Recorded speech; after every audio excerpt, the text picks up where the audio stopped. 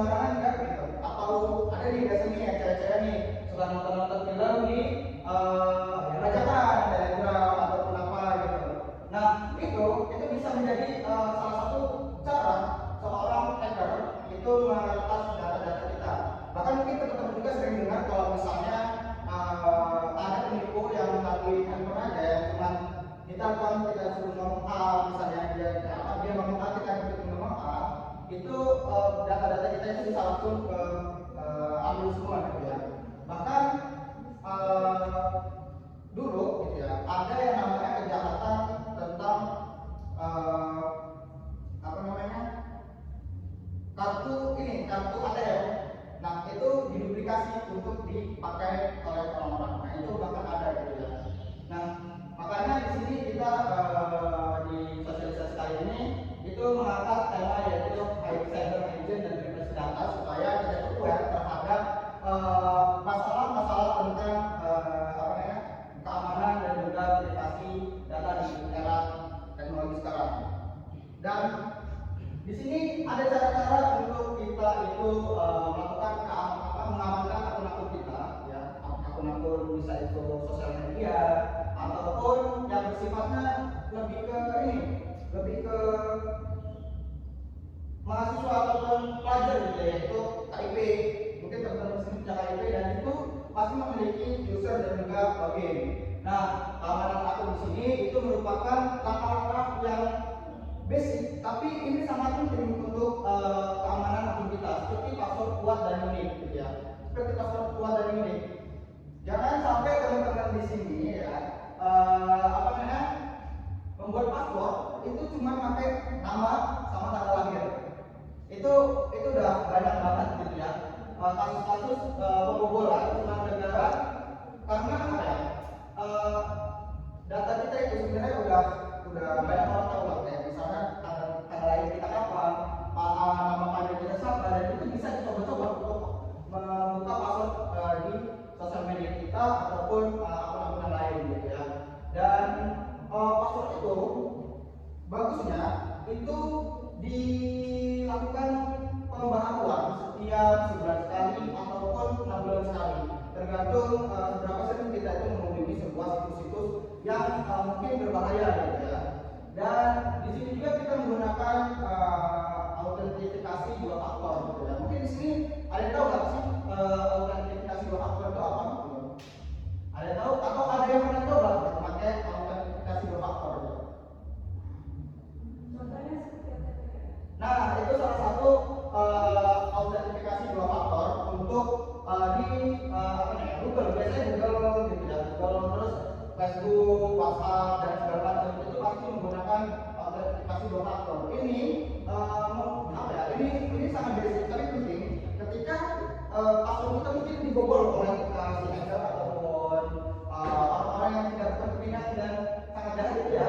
Dan sebenarnya di sini autentifikasi dua faktor itu penting di sini supaya dia bisa masuk, dia bisa use akun kita gitu ya.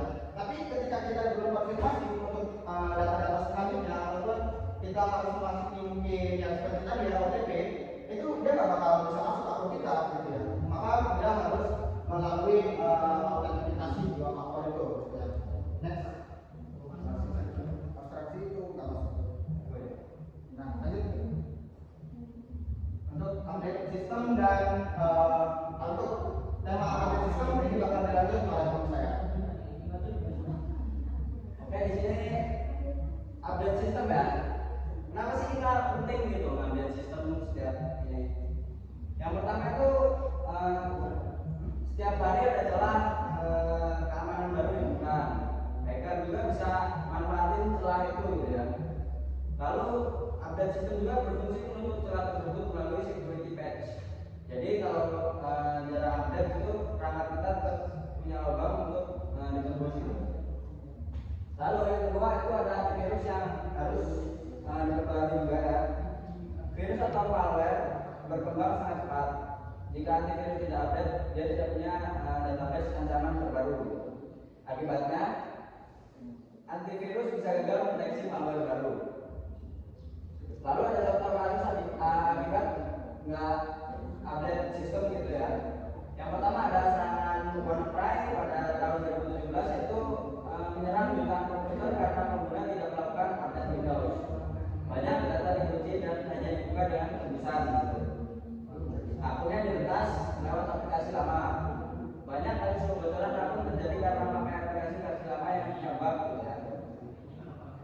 Jadi update itu sebenarnya cara paling mudah dan gratis untuk menjaga keamanan perangkat siber. Sering dianggap sepele, padahal manfaatnya sangat besar. Next.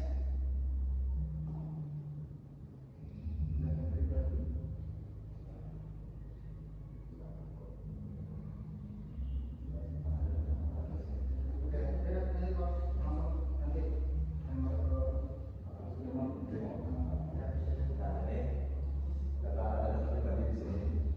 Data pribadi ya seperti kita tahu ya, data pribadi kita sendiri ada nama kita, alamat kita, email kita, dan foto lokasi.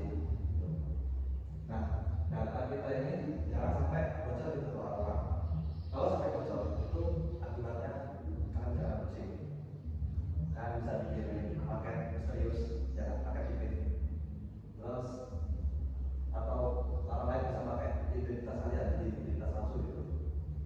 Misalnya kayak pinjol ya, ada orang pinjol pakai identitas kalian, hanya kalian yang tahu ya. Sebenarnya ya data pribadi kita itu udah data pribadi orang Indonesia ya, udah bocor banget sebenarnya. Karena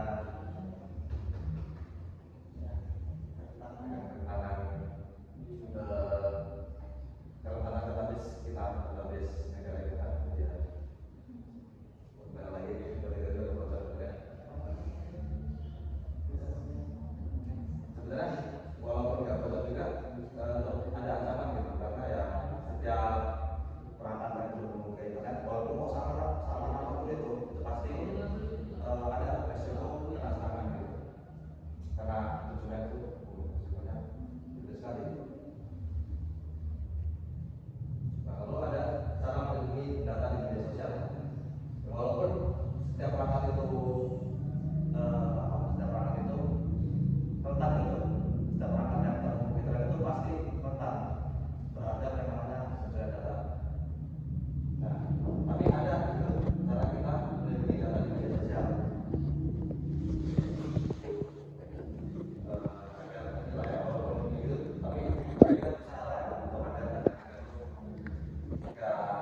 Semudah itu betul gitu.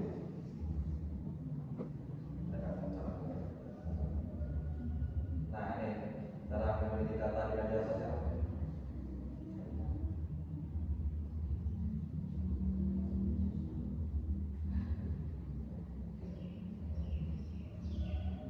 Cara memiliki data di media sosial itu yaitu jangan pernah yang namanya pencet link sembarangan, link isi gitu. Atau jangan pernah pencet link sembarangan, jangan pernah masuk ke situs-situs yang mencurigakan ya, situs-situs badan pam gitu kan, yang ada iklannya. Terus ya tadi sebenarnya kan kalau yang berbaca itu kan banyak iklannya kan gitu, situs-situs badan itu. Lalu apa lagi ya, lalu kayak situs judul. Nah itu juga berpotensi tuh, data kalian itu berpotensi diambil loh. Serius kalau judul itu. Kalau judul itu sebenarnya ya selain berbikin duit kalian, ya juga bisa data kalian. Lagi ya, atau pakai password tadi itu yang disampaikan, password. Jangan pakai password yang nama sama tanggal lahir.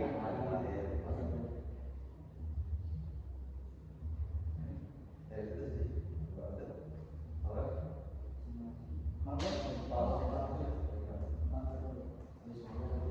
Oke, jadi malware ini hitungannya sama aja sih kayak virus ya. Tapi malware itu cakupannya luas. Ada virus, ada trojan, ada worm, pokoknya dan lain sebagainya. Jadi malware ini bisa masuk ke file. Contohnya kayak kalian pasti pernah nggak sih dapat file dari grup WhatsApp ataupun file yang dari nomor nggak dikenal, dikirim ke WhatsApp, terus kita semua klik. Nah itu bisa diambil datanya kayak tiba-tiba perangkat kita dikena virus segala macam gitu.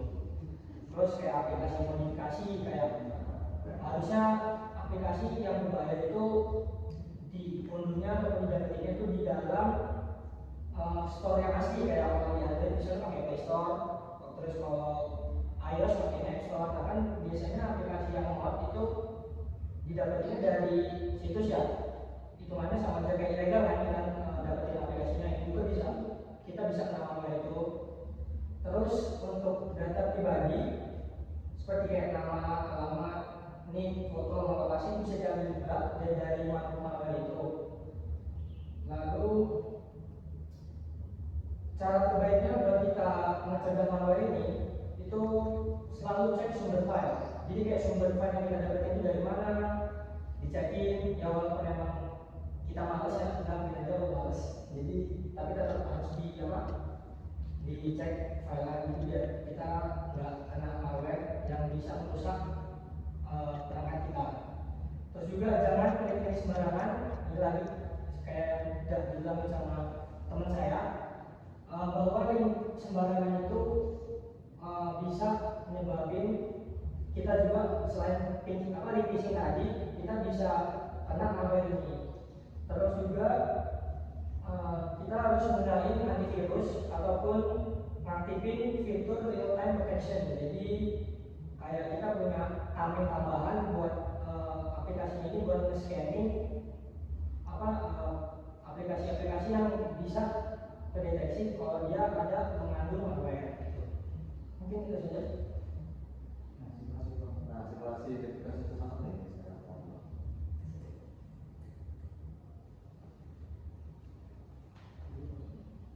Kamu pakai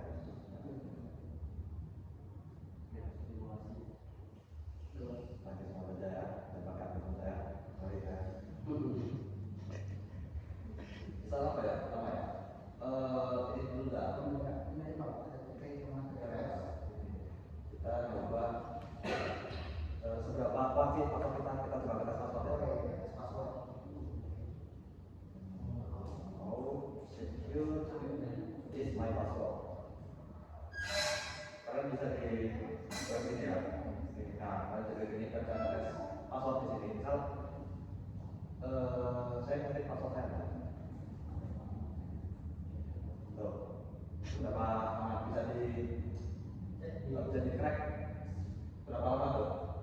15 billion years. Kalau kita tahu nih untuk taksi sekarang, nah, ya, password saya ini bisa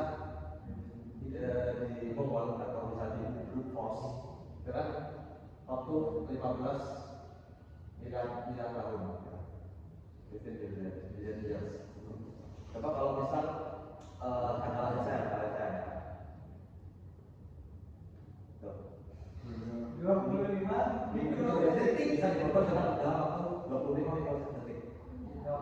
Ya, intinya kalau masih pakai tanggal lahir kalian masing-masing jangan deh, bakal kena etas. Terus pakai bisa dipakai orang lain. bisa sama Atau sama lain. dia cuma butuh waktu 1 hari untuk dibobol akunnya. Nah, oke teman-teman di sini nantinya bisa dicoba sendiri untuk seberapa kuat sih password kalian gitu ya. Ya mungkin nanti ketika ternyata password saya ini nggak mau diretas, mungkin bisa diubah untuk passwordnya gitu ya. Coba lagi untuk selanjutnya bang.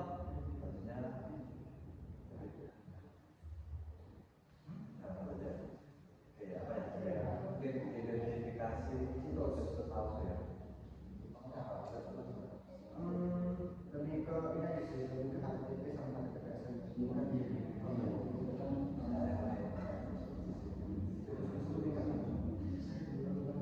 kita lihat sesuatu yang mencurigakan, misal L21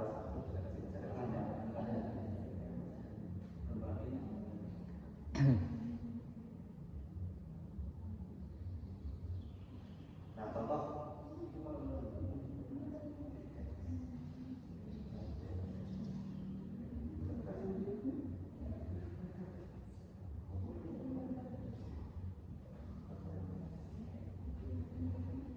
apa ya?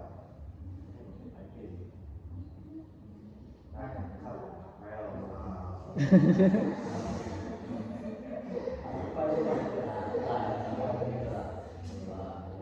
nah, ini nih, link kalau ini nah, gimana cara mengidentifikasi? Kalian kan di sini ada iklan kan? Ya, contohnya gitu banyak iklan kayak gini. Nah, banyak iklan kayak gini, gitu kan. Terus apa misalnya kalau film ya, biasanya film itu yang ini nih, yang film yang lisensi itu lengkap tuh. Karena kalau asli itu mereka perlu lisensi kan untuk menampilkan film tersebut ya, dan mungkin semuanya bukan gitu. Nah kalau misalkan ada web yang sudah lengkap dengan itu bisa jadi link phishing gitu apa, bisa jadi link legal.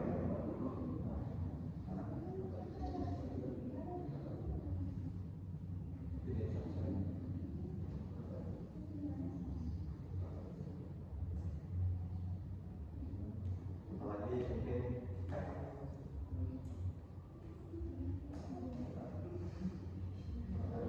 nah satu lagi juga kan ini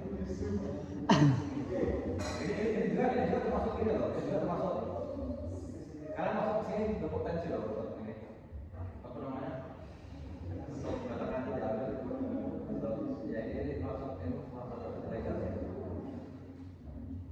Contoh yang ada apa tadi?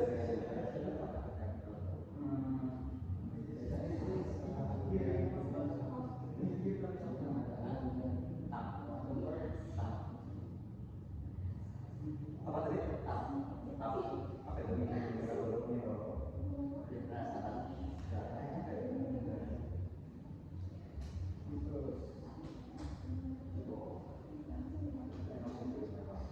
Nah, coba ini situs-situs ini deh Pak, situs-situs video Pak. Rob, itu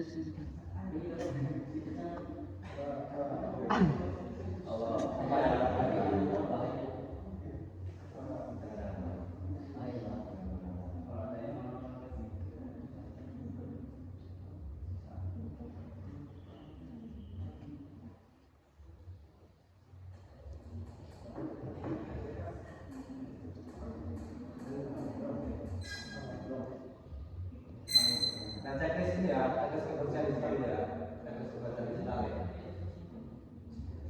Kalian juga ini harus selalu checklist kebersihan digital ya. Misalnya itu kayak misal begini, kalian kalau di Google kalian bisa history atau mencari apa ya. Nah ini digital history ya harus selalu kalian bersihkan. Bersihkan yang bersih. Nah dari browsing story dari buku ini pasang informasi yang tersimpan ya apa informasi ke Inskripsi. ya. Ada case-nya kata sandi gitu kan ya, kata sandi kayak nama kalian itu kan tersimpan di web gitu kan pakai buku ini. Nah ini harus selalu kalian bersihkan ya. Kan kalau ingin apa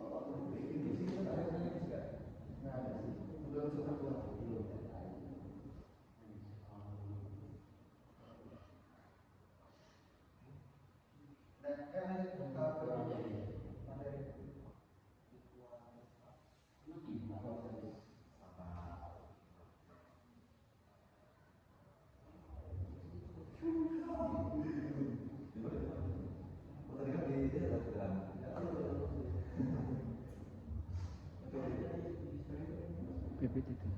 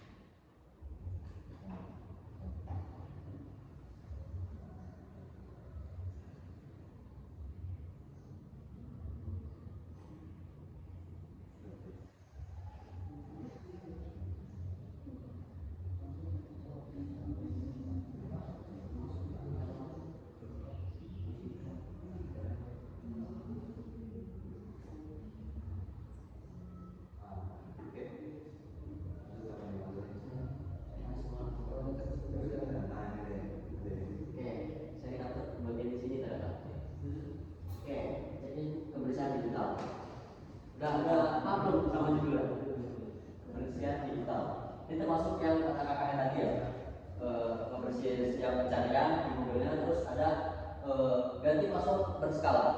Maksudnya gimana sih ganti password berskala? Kalau bisa kan kebiasaan anak-anak sekarang kalau udah buat password atau sandi ya udah sampai bertahun-tahun sampai lupa kata sandi baru diganti. Percaya? Iya nggak? Ada masalah kan? Nah, kalau bisa itu sebulan sekali, kalau nggak seminggu sekali. Karena itu penting bagi keamanan kalian. Terus ada update aplikasi rutin. Nah, di sini kan biasanya kalau kalian mau update males lah, keperluan ruangan penyimpanan HP-nya. Ya kan? Nah, termasuk saya sebenarnya kayak gitu. Nah, di sini kalau bisa kalian update aplikasi setiap katanya suruh diupdate. Nah, itu penting buat keamanan ini kalian, data kalian sebenarnya. Itu sangat penting. Hah? Kenapa harus ada rutin gitu? Nah itu, kenapa sih harus update rutin? Nah karena yang apa namanya aplikasi yang tidak terupdate atau tidak terbaru itu biasanya ada situs-situs yang tidak berperi manusiaan masuk ke aplikasi itu biasanya. Makanya mereka ada menampilkan aplikasi update aplikasi. Nah terus backup data penting. Nah seperti kayak data-data kalau di SMA ini data yang paling penting enggak. Ya, data yang penting belum ada untuk siswa-siswa itu biasanya belum ada. Mereka belum tahu apa namanya data-data apa sih yang penting bagi mereka. Masih penasaran. Mungkin gini aja ya, mungkin teman-teman di sini punya foto gitu. Nah ya foto. Mungkin kenang-kenangan saya nih gitu kan. Nah itu bisa di backup. Backupnya biasanya backupnya ke ini Google Drive, ya kan? Nah jadi itu bisa apa namanya tersimpan secara permanen kalau nggak kita hapus. Oke lanjut, hindari klik tautan tidak jelas. Nah ini tadi udah dijelaskan juga sama kakak-kakaknya. Kenapa sih hindari klik tautan tidak jelas? Nah yang pertama biasanya di WA. Di WA itu ada sistem seperti aplikasi. Nah itu bisa meretas dari WA kalian, itu bakal meretas oleh yang memberi situs klik link seperti itu. Nah jadi di sini jangan sampai asal salah klik itu. Misal dari teman kalian ngasih link apa? Link ya yang link nggak jelas itulah intinya kayak juga link penipuan itu jangan asal klik. Dipahami dulu dari linknya itu dia kira-kira apa namanya dia kira-kira itu mencurigakan atau tidaknya. Jangan asal klik mentang-mentang dari teman ini link TikTok bagus, nah, kalian klik pas lah kalian. Di situ data-data kalian sudah kemakan semua. Terus biasanya dari undang-undangan itu, nah itu pernah terjadi di tahun saya di SMA itu pernah mengirim ke grup kelas grup guru, bahkan ke grup guru. Nah sampai guru pun dia mengklik itu. Nah sehari setelahnya grupnya teretas. Terus data-data guru itu teretas semua. Jadi berbahayanya yang tidak berperi manusia itu jangan sampai kalian asal-asal klik. Jadi data kalian tetap aman kalau nggak asal klik. Pokoknya sekarang makin canggih juga yang orang tidak berperi manusia itu karena untuk duit lah. Jadi ya mereka berbuat seperti itu. Oke lanjut next. Saya dapat yang produk juga. Jaga akun sistem dan data pribadi. Oke. Di sini jaga akun kalian setiap tahun, setiap minggu, setiap bulan itu dijaga. Seperti ganti sandi. Jangan ganti sandi cuma hanya lupa kata sandi. Jangan sandinya berbentuk tanggal lahir. Jangan sandinya berbentuk nama. Itu karena mudah banget teretas. Paling susah nama itu sehari itu teretasnya. Data pribadi termasuk situ. Terus terapkan kebersihan digital setiap hari. Nah, kayak tadi kata kakak saya setiap hari itu dibersihin di Google Drive itu Google Chrome aman di Google itu setiap harinya dibersihkan. Pasti sampah-sampah di akun-akun kalian itu masih banyak. Nah, di situ lebih berbahaya di situ.